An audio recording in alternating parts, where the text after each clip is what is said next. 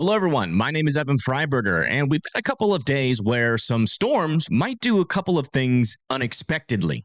In fact, today we have had a little bit of a last minute upgrade on one of our risks. For today, as you can see, we have a marginal risk in the green, a slight risk in the yellow, and an enhanced risk, or a 3 out of 5 chance for dangerous severe weather over here in the orange. And that's going to include areas like Oklahoma City, Stillwater, Pawnee, Tulsa. And it seems like MCS madness is just getting started, which is usually what we start to see as we go into late May, into June and July, where we see these smaller scale storms eventually upscale into something that we call an MCS, which is pretty much just a big old cold pool of air that slams into some moisture, causing a line of thunderstorms, a small line, or a mesoscale convective system. Kind of looks like a land hurricane, but isn't really a hurricane at all. Going into tomorrow, you can see that we also have a marginal risk and a slight risk out there for tomorrow. Then going into the next day, yet another day where we have some chances of severe weather. So a couple of days here where severe weather is going to be possible. So let's go ahead and break it down. But before we do,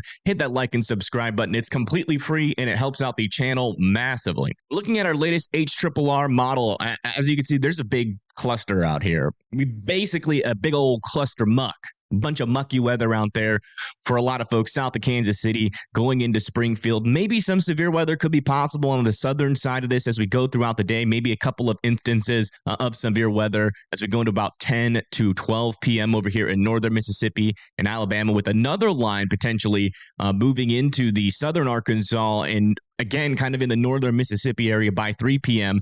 Before that starts to sink down to the south, eventually trying to make it into Birmingham and Jackson by 7 p.m. Now, our severe weather chances aren't going to be super elevated, but I wouldn't rule out some instances of some damaging winds, maybe a very small chance for tornadoes, and also some potential out there for some large hail before that eventually moves down into areas like Montgomery by 10 p.m. today, south of Meridian by 10 p.m., and then eventually these storms start to die off as they move into the Georgia area. But I think the main risk for today is going to be starting at around 5 p.m. today in the Oklahoma City area. If you come back over to our categorical risk and switch it over to the tornado parameters here, you can see that a small chance, a 2% chance, is going to exist all the way from Lubbock, Texas, all the way into Alabama. Talking about Birmingham, northern Mississippi. 2% chances. Usually don't see tornadoes, but you can't completely rule it out. We'd have a plan in place just in case one of the storms surprises us out here. But one of the storms that are surprising us the most is back over here near the Oklahoma City area, where we do have a 10% chance of tornadoes. That was just issued about 30 minutes ago. And around that, we have a 5% chance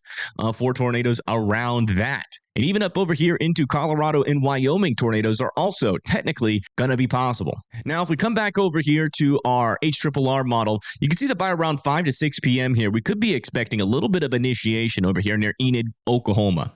And eventually, those start to push down to the south and east. You can see that we have a couple of cells here that are definitely maturing. As we do see some of those purples and blacks, that means some pretty intense rainfall and maybe even some large to very large hail is already happening by the time we get to around 7 p.m. Now, there is a little bit of an outflow boundary out here, which again increases that spin closer to the surface. So if any of these storms can latch onto that outflow boundary, we could have quite the problem. We do have a lot of surface-based instability, and in fact, it's very high. We're talking about 5 to 6,000 joules per kilogram. Typically, you need around 1,000 for severe storms, and we get about 5 times that over here in northern Oklahoma. Now, one thing I do want to mention is that these outflow boundaries are quite hard to monitor with our model. So these storms could fire a little bit further to the north, a little bit further to the south, or they just might not fire at all. So it is a pretty conditional day. But if we do see these cells fire, it could be pretty dangerous, especially down over here close to or around or maybe even inside of the Oklahoma City area. Not a guarantee that it's going to hit Oklahoma City, but it's definitely something to keep an eye on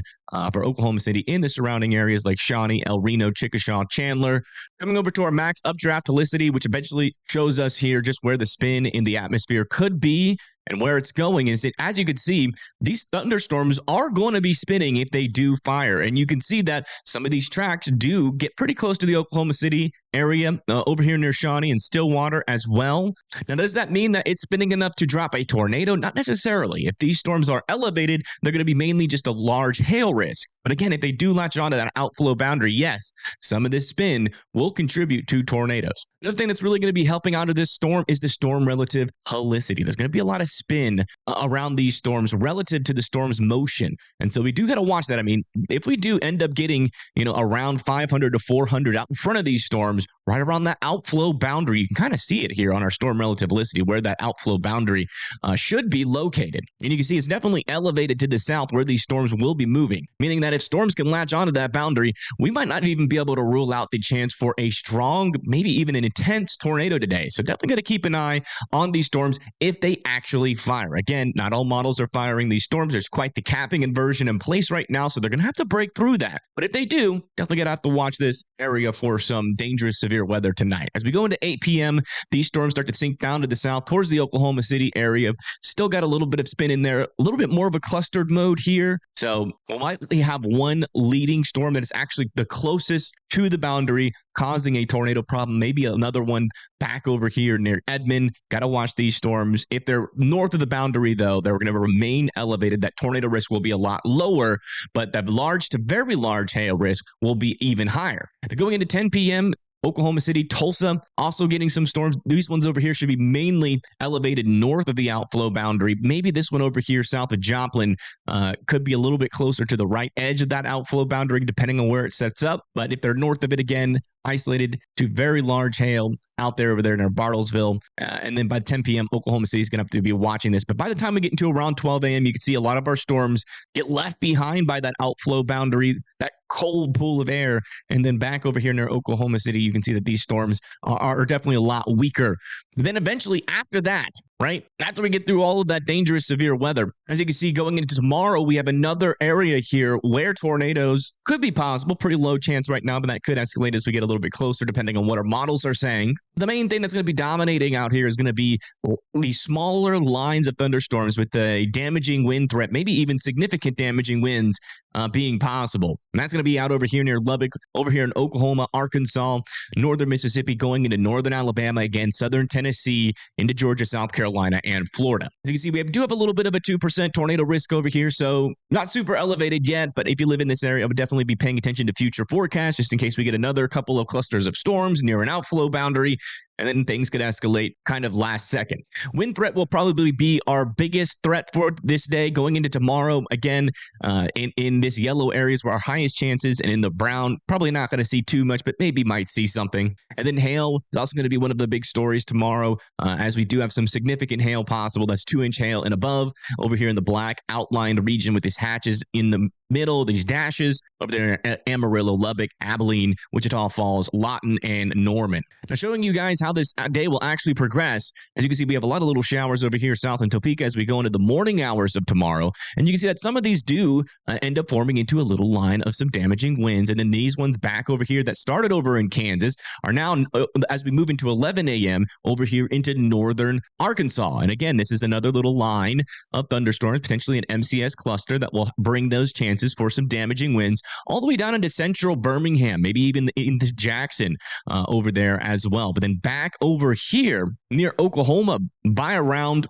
3 p.m., we do have some bigger storms trying to fire. If the outflow boundary is looking like it's going to set up just south of Oklahoma City, maybe over there south of Amarillo, these storms are going to have that chance to kind of do the same thing that today can do as well, which is maybe pump out a tornado or two, which some of them might be a little bit on the stronger side. So we do have to watch these storms. It does certainly look a little bit more messy than what today is going to be, so might be more of a damaging wind and large hail threat. The more storms we have out here kind of gives a little bit more of a likelihood that the outflow boundary maybe gets pushed a little bit further to the south because we have a lot more cooler air. But regardless, some more dangerous severe weather over here into the Oklahoma area, northern Texas is going to be possible. As we move into 9 p.m., you can see that this mainly clusters up and starts to turn into yet another MCS. That's going to bring, look, as you can see here on the future radar, it does kind of look like a little hurricane there. But again, it's not a hurricane. We call them land canes just because it's easiest for folks to understand that you got an area of spin and some damaging wind potential here on our leading edge. It's mainly what it really is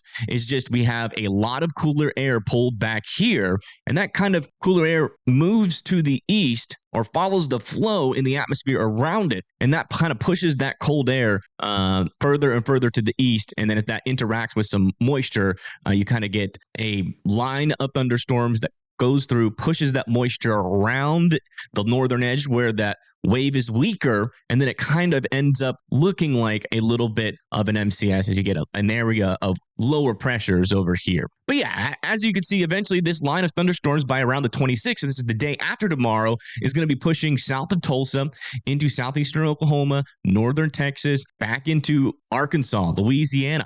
But if you just kind of focus our future radar all the way right here and just kind of go throughout the couple of days, you can see we have not only just one MCS from between 12 p.m. all the way in through 12 a.m. into the southeast. We got another one over there for Little Rock, maybe two over there near Little Rock, starting in the early morning hours of the 25th and then going into the afternoon of the 25th before sinking all the way down into southern Alabama and Mississippi before stopping at around 1 a.m. on the 26th, and then yet another MCS. And pretty much this is pretty typical for this time of the year, but it can always bring up these last minute kind of surprise forecasts where all of a sudden you go from, hey, you might see some hail and some damaging winds to, oh, wait a second, maybe we could even see a strong tornado today. So definitely be on your toes today if you live out there in Oklahoma, especially due to the fact that we do have some storms that are going to be close to that outflow boundary. Again, if they latch onto it, we can definitely get some strong tornadoes. If they don't, then we probably are just mainly going to see some very large hail, which could also be damaging. So